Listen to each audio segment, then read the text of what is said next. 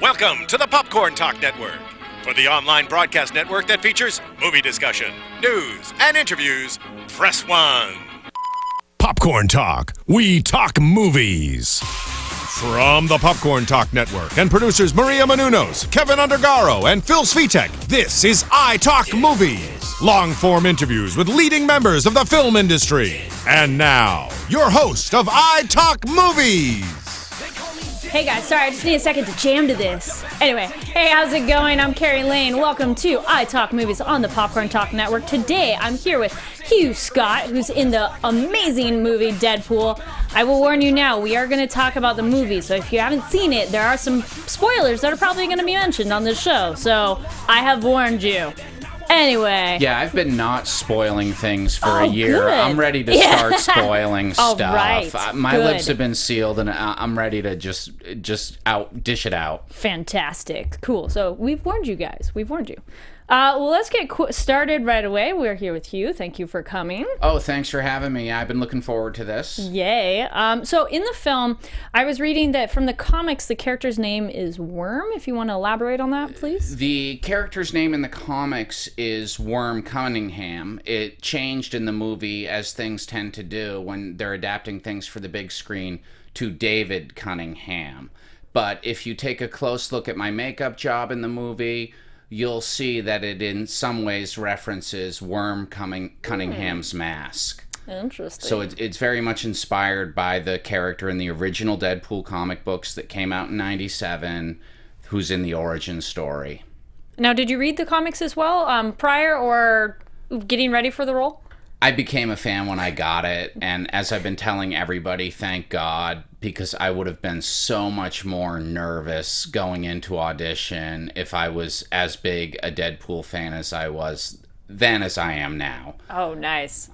Yeah, now I'm a super fan, but at the time I was only loosely familiar with it, more through the X-Men stuff. Oh, okay. Nice. And then we come across your character, Cunningham, in Ajax Workshop.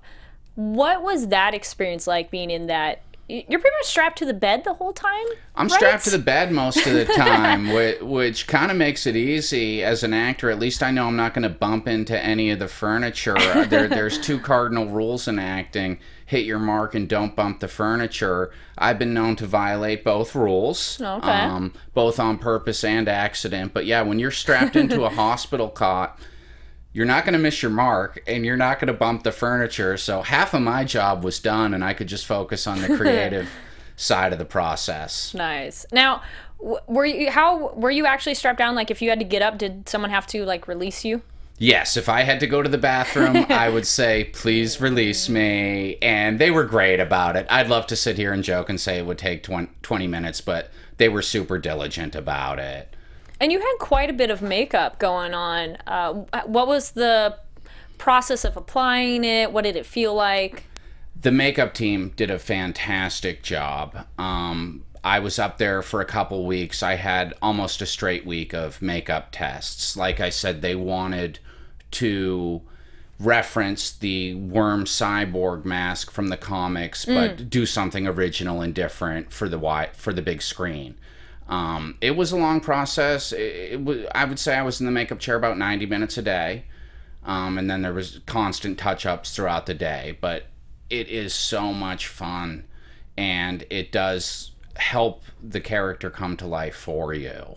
Sure. All the other work we tend to try to do as actors and all the challenges we take on, when you look like that, you feel like that. And it's a lot of fun. Yeah, I bet. Did you ever get grossed out looking in the mirror with all this stuff? I think it was mainly, you had stuff in your eyes, right? Yeah, I had a ton of stuff in my eyes, and I had a ton of scars down the side of my face. It didn't gross me out looking in the mirror, but I would forget. Oh. I would completely forget, and then I would see myself in the mirror, and I've been like, oh no, I've been carrying around like I'm a normal person all day, and I'm this freakish mutant from the workshop.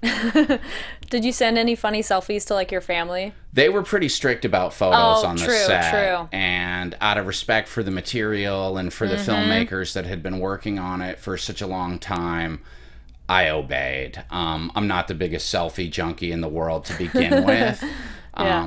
I don't know if you are or not, but I do some. you'll do some. You'll get down with the selfie. Yeah, so I did what they said. Plus the Fox lawyers scare me. Oh, sure. Oh, yeah, I bet they're... And it's Marvel, and it is, you don't want to spoil it. But now that it's been out, what has been the reaction of your friends and family? It's been a great reaction. I have a 17-year-old nephew. He's about to graduate high school. He's been more excited about this than anybody. Yeah. And now he's finally old enough to go see an R-rated movie. My mom's super proud. My friends are happy for me. They're all fans of the film. I think they would be, regardless of whether I was in it or not. Yeah, what did you think of the film after you finally got to see all the effects done, all the post-production?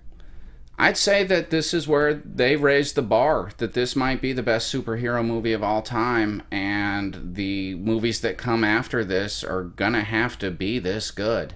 And I'm really glad that the studio had the courage to make it an R-rated movie, and I'm glad that Tim Miller and Ryan Reynolds insisted on making it an R-rated movie, because I do feel that these kind of stories have an adult audience to them as well. Oh, absolutely. I love that it was a very hard R. There was violence, there was the language, everything, but it led to, that's what that environment is. It is. So it is. And I think on top of the violence and the nudity, which are always fun and entertaining, the relationships were super cool. The relationships felt like adult relationships. It didn't feel like it was toned down so that kids all over the world could understand it. Oh, yeah. What was it like working with director Tim Miller? I love that guy. He's super, super smart. He ran a visual effects company for years and years called Blur. And I thought working with a guy from a visual effects background would be kind of like working with a director of photography who becomes a director, where they were only concerned with the visuals and only concerned with playing with the toys. Tim Miller was the exact opposite. He was entirely focused on performance and storytelling, which as an actor is really a gift. I think he had the visuals figured out in his head months before he even showed up on set. That stuff's second nature to him. And he was really able to focus on the performances for everybody, throughout the whole shoot, and I think that shows up there. I think he got some great performances from people, and I think everybody did a really good job, and it's because he created an environment that was conducive to that kind of work. Oh, I totally agree. And actually, speaking of performances and getting those performances, why don't you talk a little bit about your scenes that you had with Ryan and your characters together, the comedic ones, and then the slightly more dramatic towards the end there? Yeah, Deadpool's hilarious. I mean, the character's hilarious. Ryan Reynolds is a super funny guy, and he's cast perfectly in the movie. I do feel like my section is a very dramatic and dark sequence in the movie. It's the second half of the second act, and he's probably at his low point when I come into the movie. And there is a little bit of humor, but I would describe it more as gallows humor. And it's really about, what does friendship mean, and what does it mean to have a human connection with someone when you're going through torture, when you're going through hell. Sure, you're going through a terrible time, but you're glad in a way that you're not going through it alone. And I'd say that that's what my scene work was about. Did either of you make each other laugh during that? I was actually wondering that when I'm watching the movie, because it is comedic, but were there ever, okay, wait, hold up, we gotta do it again, or... I think we both did a decent job of staying in it. In between shooting and in between takes, he would come up with ideas for jokes that I couldn't help but laugh at. And I think there was a couple times he'd come up with a joke that I liked so much I just couldn't quite sell it on the day. But it was a lot of that. And it was a lot of running in lines and things changing in between takes, which makes it a lot of fun and keeps it fresh. Was there any sort of preparation you had to do, or that you planned ahead of time before doing those particular scenes? I trained as an actor at USC, so I do so much preparation kind of automatically. The big thing for me was really immersing myself in the world of Deadpool and reading as much of the comics as I could, and then thinking about the kinds of things I just talked about, the relationship, the circumstances. It's all about what Wade Wilson / Deadpool is going through in those moments. And I feel like my character is there to kind of help him access that and help the audience access that. So really focusing on the moment and really focusing where in the story it is and what's important thematically. Actually, yes, and then since we said the spoiler-free and the dramatic, that last shot you guys have together looking at each other, it breaks my little heart. I'm like, oh no! How was that scene?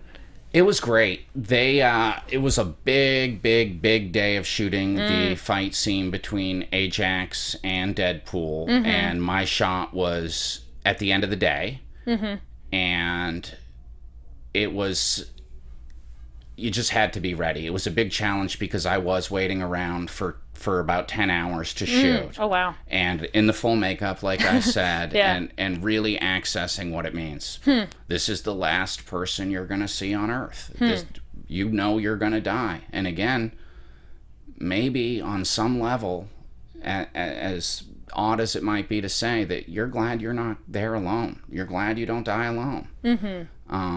It's definitely a big moment, and I think that Tim handled it expertly in his directing, and it was about trusting his vision for that story beat. Oh, yeah. Similarly, Deadpool thinks he's gonna, Wade Wilson thinks he's gonna die there. I know I'm gonna die, but he thinks that's it for him. When he wakes up, he's surprised. Now, actually, you mentioned you went to your school, and I was gonna say, so you started doing a play in high school. What was the first play you did? The first play I did in high school was called Fool for Love by Sam Shepard, which theater nerds will know instantly. I think anybody that's taken an acting class or done a school play has come into contact with Sam Shepard, and he's a fantastic writer. He's from that New York City 70s bohemian scene where it was all about the process, and his writing is really a gift for a new actor, and obviously for seasoned actors too, because it's so imaginatively accessible. And I played the old man, which in 10th grade was a lot to take on, but I had fun with it. I had a blast, and I sort of fell in love with it from there. I was gonna say that's when you got the acting bug, pretty much. Exactly, yeah. Was there any other play that stood out to you that you did early on that you remember of being kind of maybe pivotal, of really getting you on that acting train? You know, I did a play called Execution of Justice, which is a somewhat political play based on the story of Harvey Milk. And it's kind of a legal thriller too, so it's satisfying on a genre level, but it also has a positive social issue. So I really enjoyed working on that play, learning about that chapter in history as well.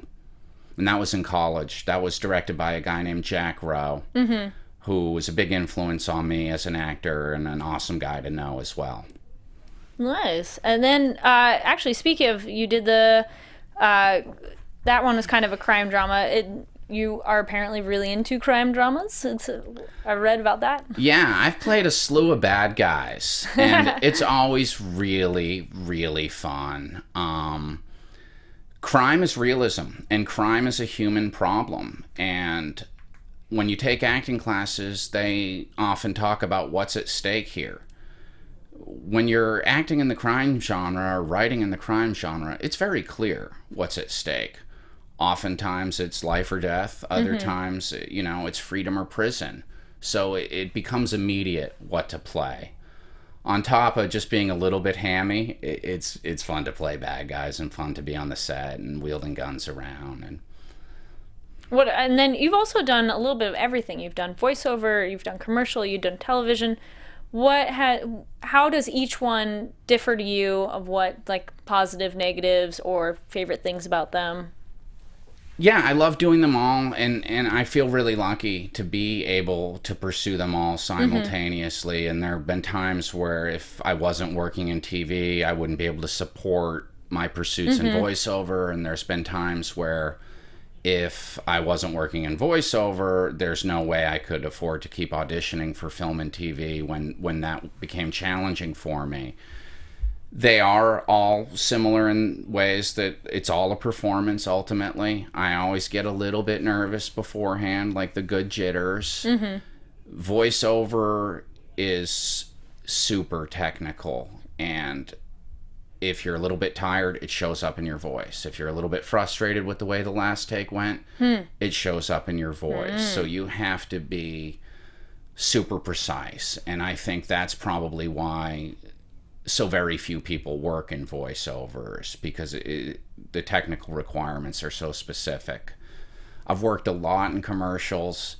Commercials are fun. I get to play a weird, exaggerated version of myself, which is already a weird, exaggerated version of a normal human being.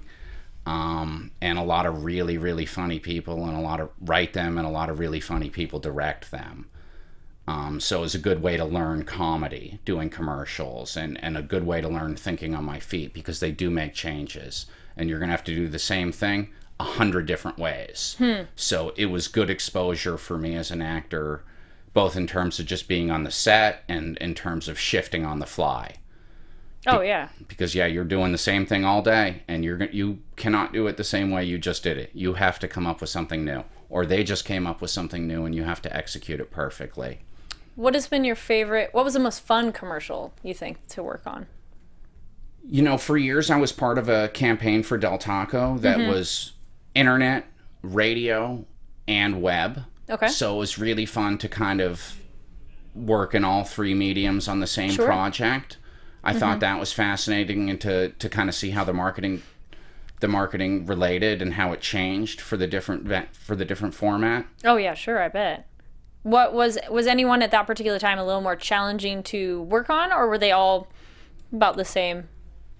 Yeah, sometimes some directors can be a little more technical with you, and that can be a challenge for an actor, because an actor likes to stay loose. But the job is the job usually on commercials, and it's a lucky thing to get and a lucky thing to do.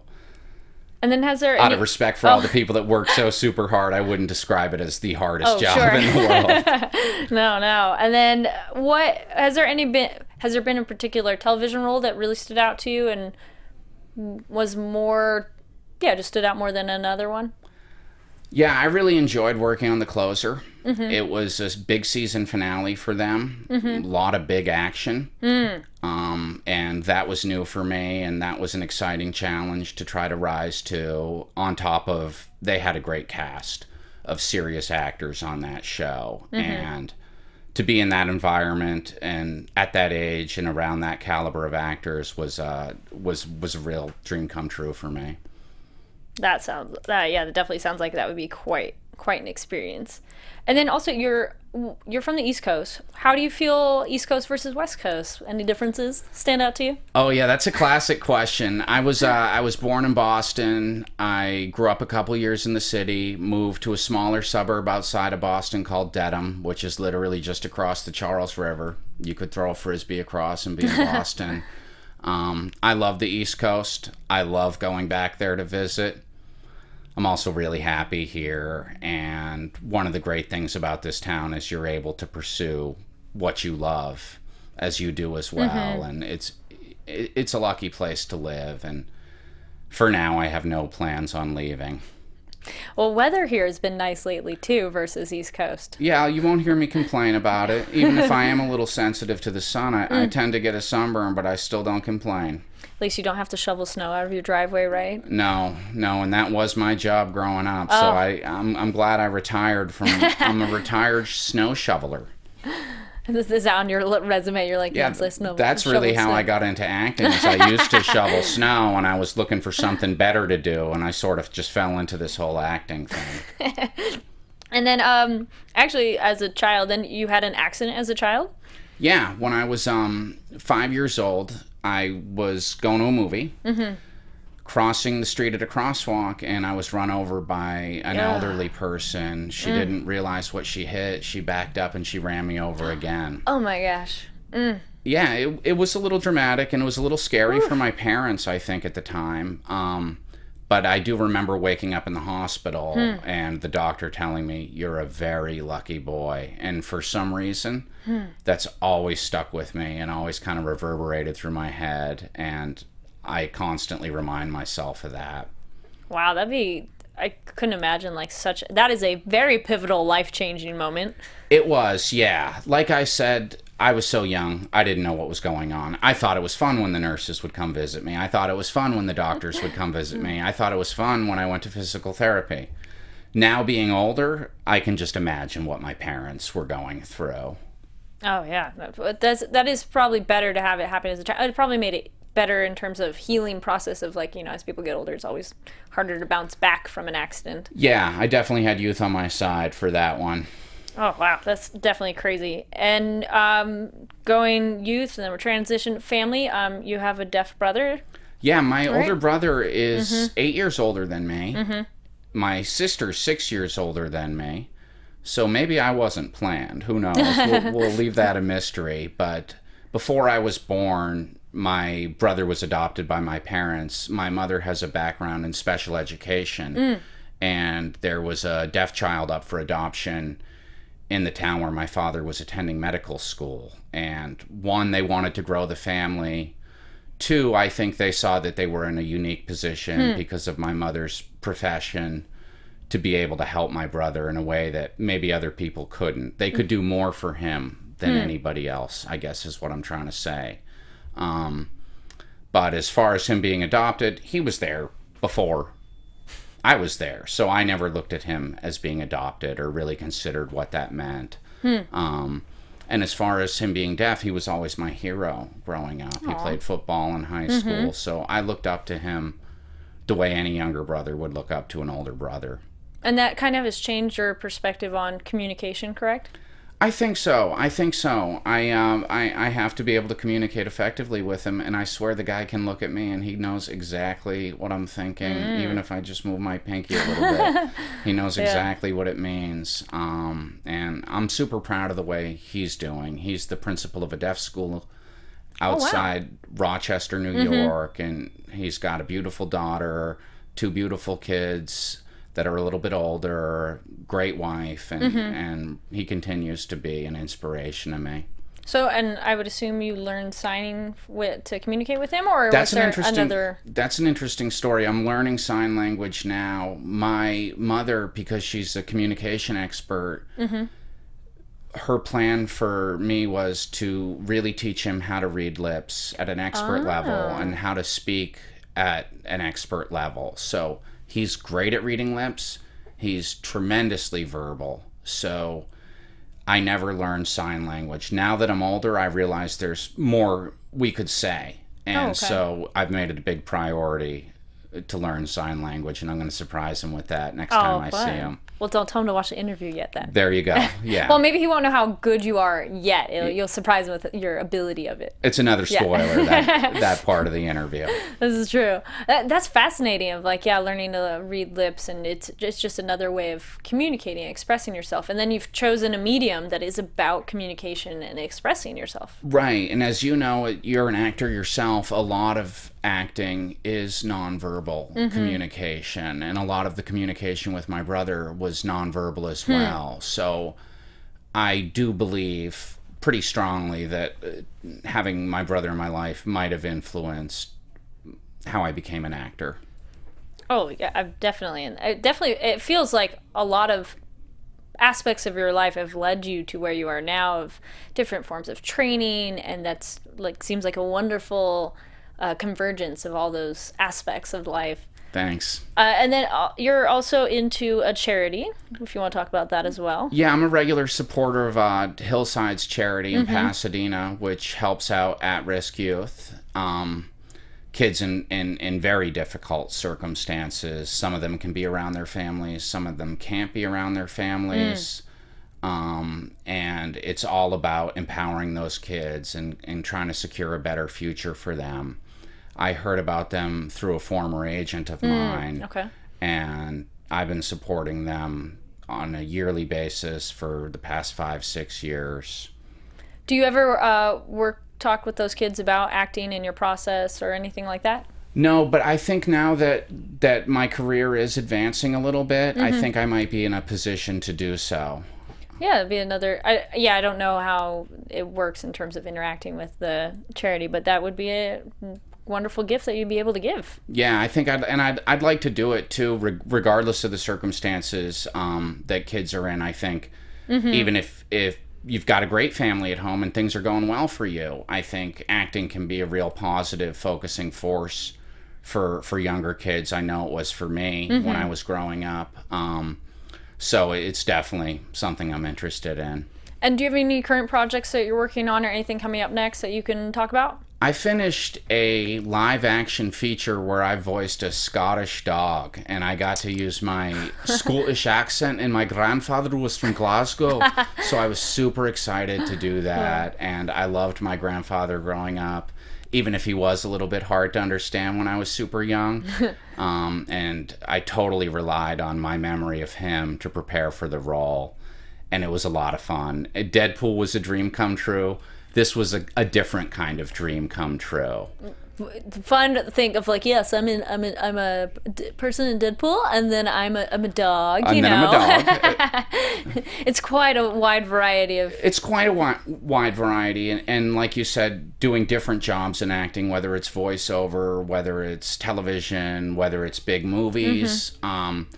What makes it fun is it's always something new. There's always something challenging about it. With each role you get, I feel like you go back to the drawing board and you go back to square one of the creative process. Each role presents a challenge, even if it's just a radio ad for a voiceover.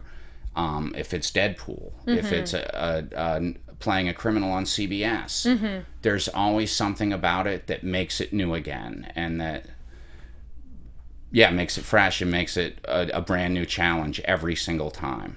Do you feel any of the different mediums that you've worked in have kind of indirectly or directly helped each other? Like, since you worked on voiceover, it makes you work differently with your voice, but then you've worked theater, and do they all kind of cross-blend or anything like that? Yeah, I do believe they ultimately rely on the same performance muscles. So if I'm working heavily in voiceovers at the time, it'll keep me fresh for when a film role arises. Or if I'm working in movies, I'll be super confident when I get a voiceover audition. A performance is a performance, whether it's an athletic performance, a musical performance, a theatrical performance, or a performance for a big movie. It still relies on that same thing. So I do feel like they kind of serve each other well, and I count myself as lucky to be able to do them, if they'll still let me do them after this. Oh no, I bet they will. They'll be like, no, wait, come in, we need you more. We'll see. And any other kind of final comments on Deadpool, the process, after watching it? Well, there's been a lot of talk about the box office, and it is exciting. I think for somebody like me, what the box office means is people love the movie. The number, the millions of dollars, that doesn't affect me at all. But what does make me feel good is that people are showing up for this movie. People are really enjoying themselves when they go to see this movie. And to be part of something like that that's having a huge impact on the culture, that people are really enjoying, feels great. Are you ready for nerds to fanboy and fangirl out? They'll be like, "Oh my gosh, I saw you in Deadpool." Yeah, I'm ready for that. You're like, "Yeah, bring it." Now, how can the stalkers, fans, find more about you? Yeah, I tweet a little bit. I'm at Hugh_Scott1 at Twitter. Once in a while, I might put something on there. I'm trying to get better about it. And if people look really hard, they can find me on Facebook. And they can say hi that way as well. Nice. Any other final things you want to add? I've covered quite a bit. No, I appreciate it. I've been looking forward to this. Thanks for having me on. Oh, thank you so much. I think it's fascinating to hear about your process and working on the film that is such a crazy movie that I definitely highly recommend people to go watch. Yeah, I recommend it too. Yeah, stop listening, go watch. Yeah, there you go. It's like, if you haven't seen it yet, you should go watch it. Well, again, thank you so much, and I think that was fantastic hearing your process and just different ways that different mediums have, affected you and worked through you to be where you are now. It's amazing. Thanks again. Cool. Well, guys, thank you so much for watching iTalk Movies on the Popcorn Talk Network. Again, my name is Carrie Lane. You can find me online at Twitter and Instagram at Carrie D. Lane. And I had my wonderful guest, Hugh Scott, who's in the film Deadpool that you need to go see if you haven't seen it yet. But if you watch this before this, well, you have some spoilers, but we hope you enjoyed it anyways. Again, thank you so much, and we'll see you next time.